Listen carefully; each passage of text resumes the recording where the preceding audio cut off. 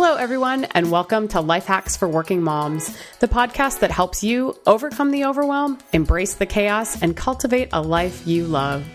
My name is Megan Strand, and I am so excited to be with you today. This month, it's all about you. We're talking about things that can make your life easier, more fun, as well as critical self-care issues, which is where we are heading today. We're all well aware that we should be getting a good night's sleep every night, but sometimes that just seems impossible. Or worse, even if we've allocated the time for a solid night of dreamland, we find ourselves unable to fall asleep or stay asleep. I don't know about you guys, but that stresses me out when that happens. Well, it turns out that with sleep, like pretty much everything having to do with being healthy, we probably need to take a little bit more of a holistic approach. And so today I am thrilled to be joined by lifestyle and wellness expert Lissa Coffey to dive into the holistic side of getting a good night's sleep. Hey, Lissa. Hey, how are you? I'm fantastic. I'm so happy to have you. Did you sleep well last night? You know what? I slept really, really well from the time I went to bed till about 1:30. And then I was up for a little bit, and what happens is sometimes I have to go pull my husband off the couch because I wake up and I realize he's not there. So I'm like, where is he? Oh, yeah, he's on the couch. So I'm like up and walking around, which is probably not a good idea at 1:30 in the morning. Yeah, and it's not a good idea for him to be falling asleep on the couch either. I know, right? Yeah. So many people do it. Are you listening, honey? Yeah. Oh, my gosh. I mean, I think the sleep is a big problem for everyone right now. It's like a lack of sleep is an epidemic. It is. It is. And I don't, I got to tell you, I actually, in the grand scheme of things that I do prioritize, I'm pretty good about sleep because I'll tell you, I'm just a walking nightmare if I don't get a lot of sleep. And I think I'm just one of those people that needs, really, truly needs 8 hours of sleep every night. Like, I think my husband could probably get away with 7, but I don't know. What? 8 is actually average because some people can do fine on a little bit less, and some people actually need a lot more. Yeah. Teenagers, little kids need more. Older people need more. People who are stressed out need more. In Ayurveda is the science of life. That's one of the holistic lifestyle things that I practice and teach a lot. There's 3 different mind-body types, and people who are Vata types need a lot more sleep just because we have a lot more energy that we expend during the day. Oh, that's interesting. In order to recover that energy and recuperate from the day, we need to sleep more. That's interesting that you say that because I have 2 children and they're both girls, 10 and 12. And one is super high energy and she sleeps like a rock and she needs a ton more sleep than my other daughter who is lower energy and who does she can stay up later and she's fine. And she's a little bit older, but not enough that I feel like it makes that much of a difference. So that's actually interesting that you say that body types. Well, the other thing we were going to talk about today, and I'm happy to circle back on the Ayurveda thing because that's fascinating as well. But you sort of have an interesting take on sleep as it relates to something else that I'm a big fan of, and that's food. What the heck does sleep and food have in common? Okay, well, both are essential for our wellness, first of all. In Ayurveda, there are 3 pillars of health. So it's food, sleep, and activity. And each are equally important. And each of those things, one affects the other. So what we're eating can determine whether we have a good night's sleep or a bad night's sleep. It's fascinating. So I always come up with a sleep diet to put people on to make sure that you get enough sleep. Okay, so let's hear about the sleep diet. So first of all, though, when people come to you, what's a common sleep complaint? Well, there are actually 3 different kinds of sleep disorders. The first kind is when you have trouble getting to sleep. Right. The second kind is when you wake up in the middle of the night and you can't get back to sleep. Right. And the third kind is when you've slept all night, but you wake up and you're still groggy. You feel like you haven't slept enough, even though the hours have gone by. Right. You're not getting that quality sleep. So those are the 3 different kinds of sleep disorders. What would you say is most common?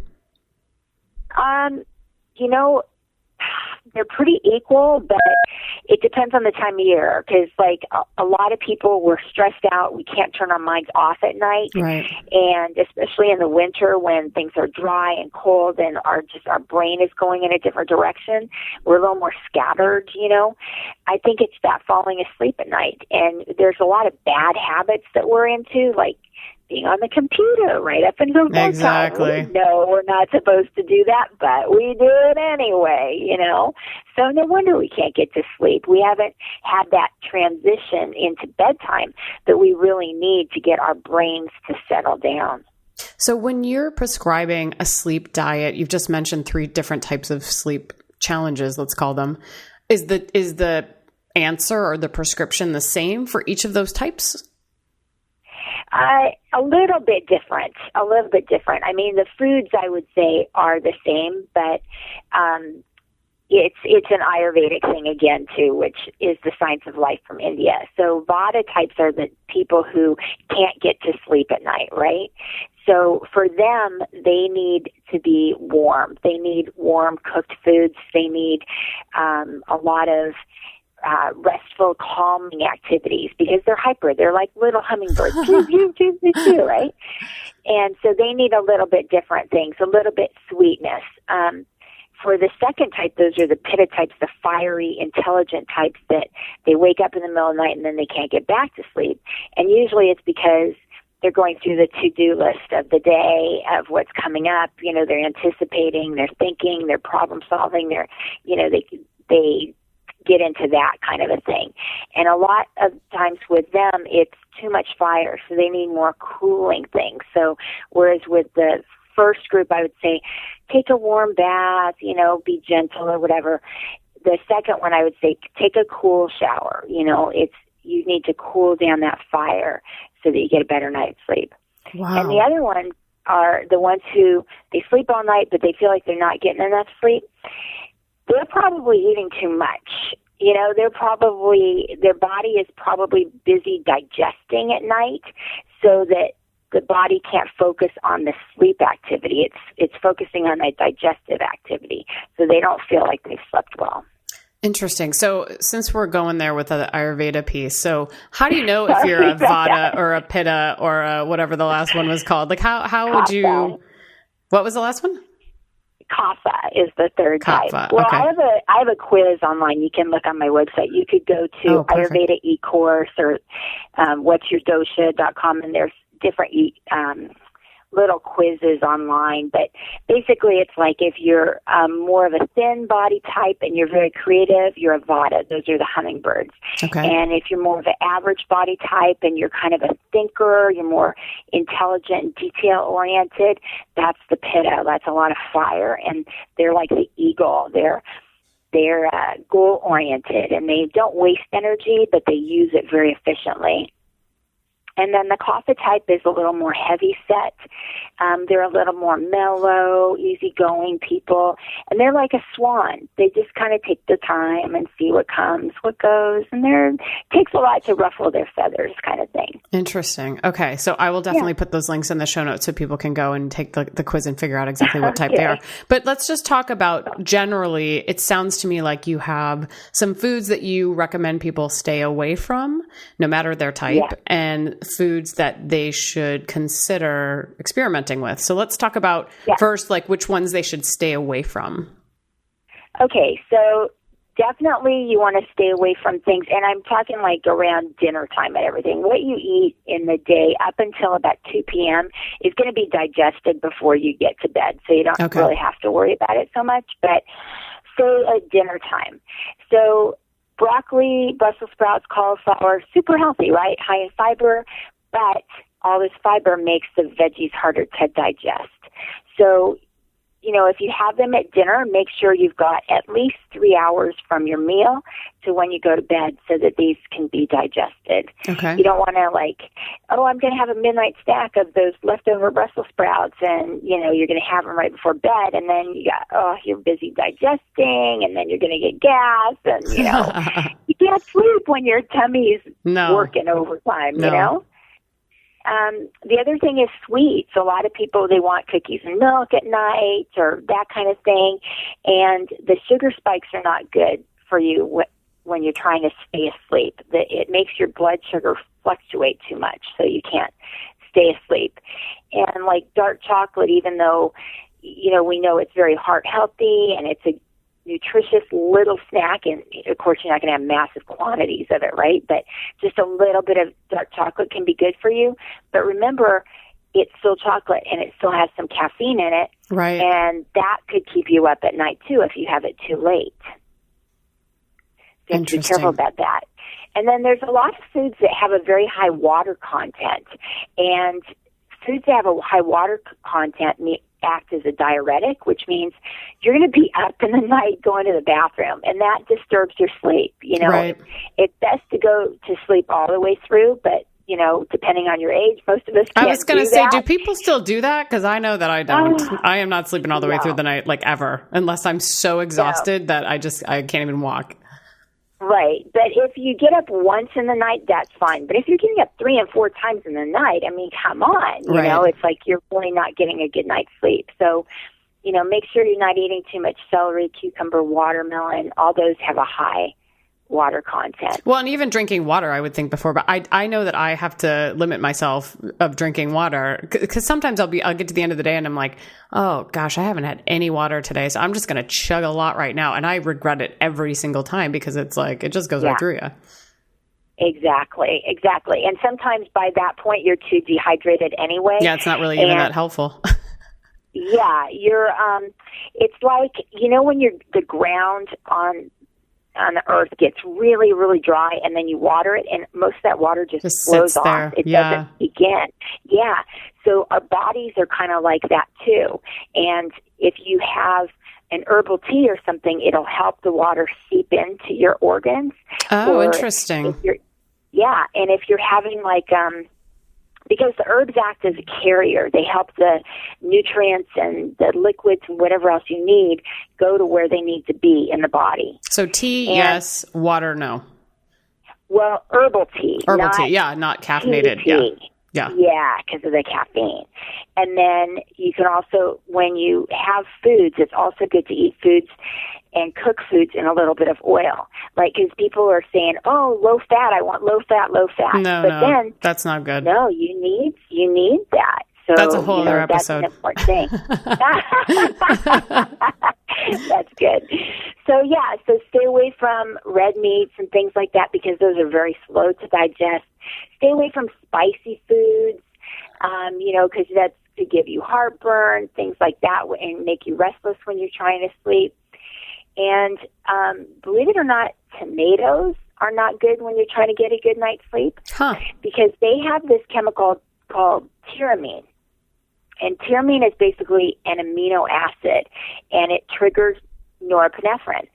Norepinephrine is a stimulant, and that makes you have brain activity, and that delays sleep because you want to calm down your brain when you're going to sleep. That's interesting. So, so if you want to concentrate and do well in the day, you can have some tomatoes on your sandwich at lunch or whatever, and that's kind of like perks up your brain. That's a good thing. But to have it late at night, you don't want to perk up your brain. You want to calm down your brain. So if you talked about this a little bit before. So I'm just thinking it's winter. We eat a lot of soups in my house. Most of them are tomato based. So as long as we're eating early-ish and, going to bed 3 or 4 hours after that, then that should be okay.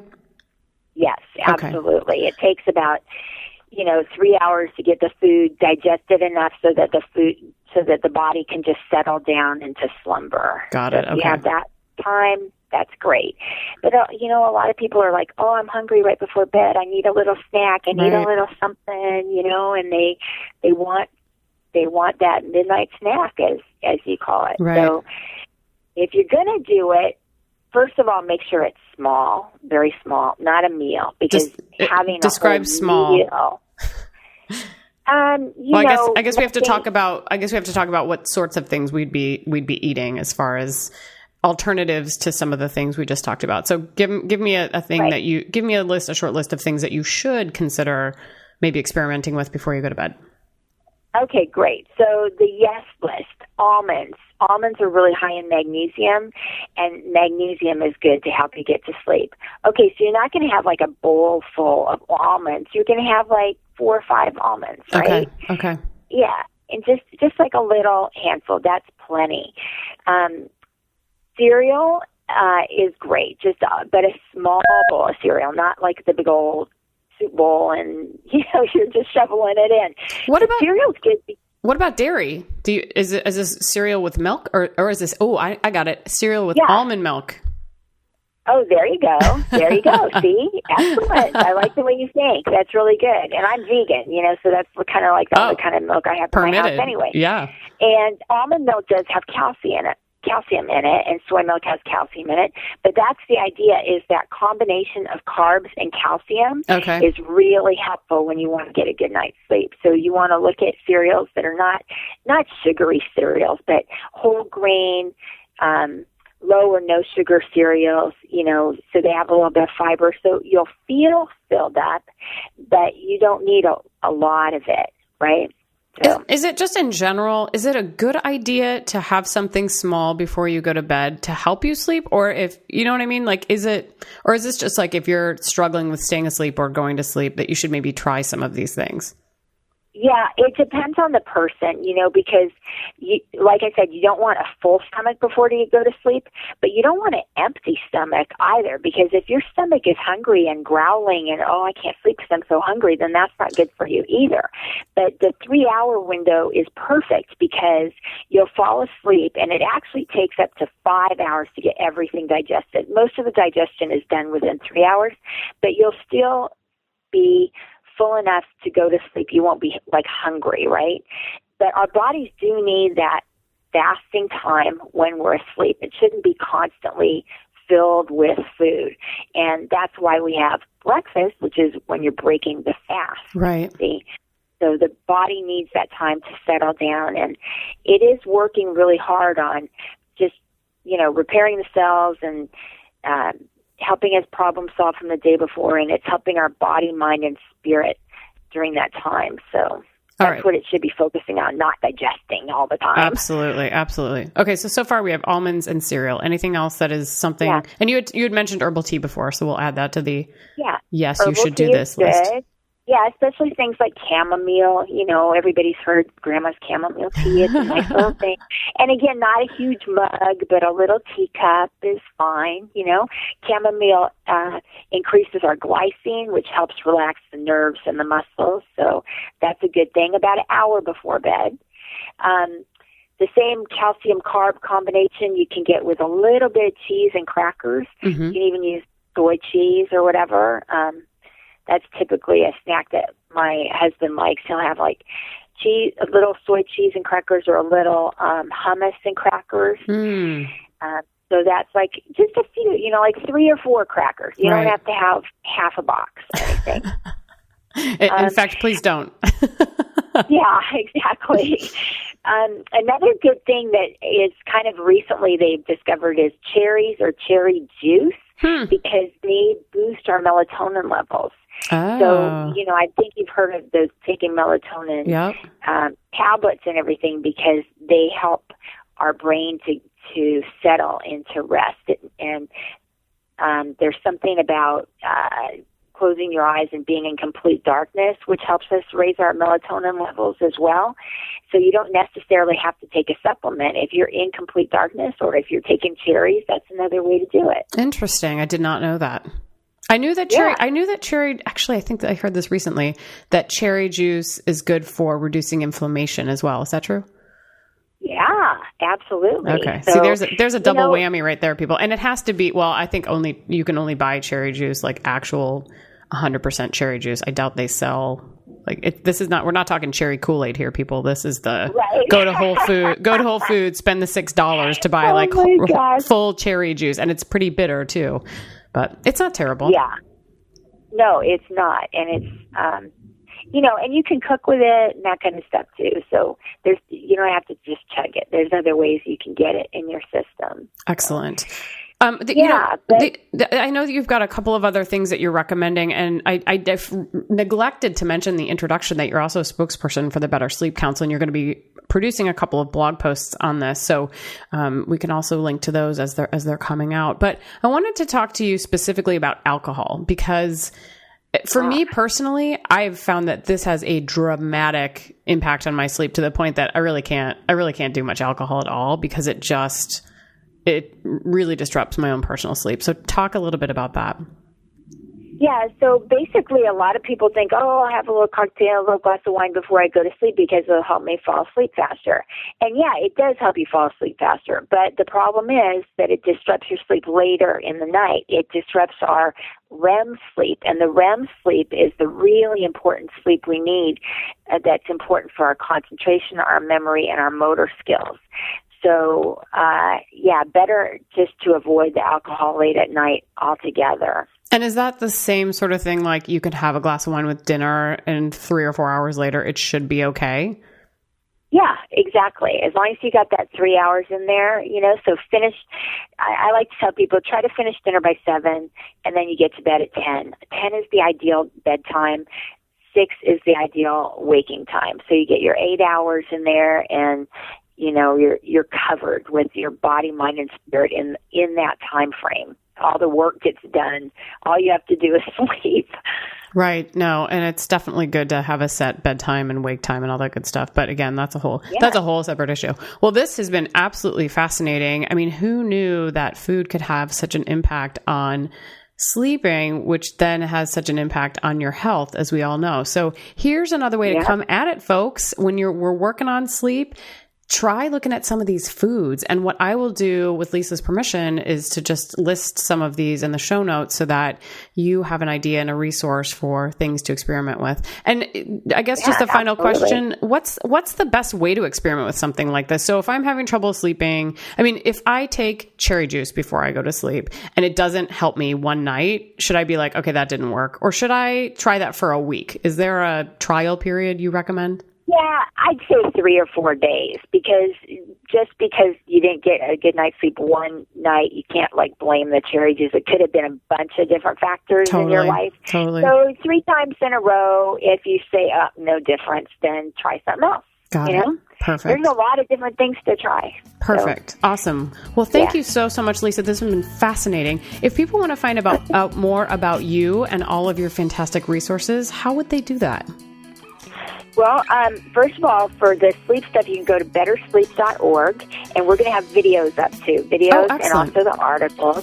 And I have a lot of other articles about sleep and relationships and sleep and kids and everything you wanted to know about sleep is up there. And then my stuff, you can find everything on my hub site, which is coffeetalk.com. And coffee's with an EY, like my last name, COFFEYTALK.com. And from there, it just links to everything else. Excellent. And there are a ton of resources there. I highly recommend you check it out. And I will put links to all of those things in the show notes so you don't have to scramble too much for that. And of course you can of course you can find Life Hacks for Working Moms on iTunes as well as Stitcher Smart Radio. We do recommend you subscribe to the podcast so that you don't miss an episode. You can also find us on the website, lifehacksforworkingmoms.com or LH4WM.com. And that's where you'll find the show notes and all the great resources that Lissa has provided for us today. So until next time, stay well, sleep well, and we will talk to you real soon. Thanks so much for joining us.